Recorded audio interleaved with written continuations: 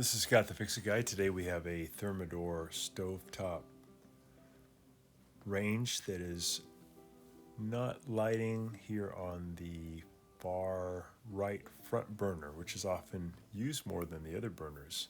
So we're going to use a wire brush to clean some of the parts. This is the igniter, and we want to be careful when we clean the igniter that we don't break the little white porcelain part underneath. So we're using a wire brush. We're just brushing off the metal upper cap. Now we're going to brush the burner head, metal surface, the rim that comes in contact with the burner cap. And we're just trying to create a really good metal to metal contact so we have a good strong ground connection, and that'll create a really bright spark that will light up the stove. So we want to use that wire brush and just knock off any grease, any grime, any buildup of material maybe from a boil over. So you want to really polish that. You could use some electrical cleaner too, but usually just a abrasion from a wire brush will do the trick. And also it's good to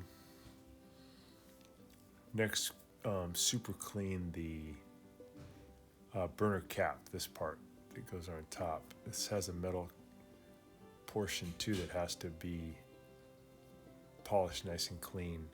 If this has good metal to metal contact with the burner head, then the spark can make a strong jump from the igniter over to the burner cap, and that will cause the gas that's coming up from the center to ignite and give you a nice flame. It should happen right away. Also, you want to get the burner cap on there correctly. So take a good look, make sure the little notch in the cap fits into the notch in the burner head. Move it around until it sits really flat, and then you should get a good flame. So now we've got really good ignition.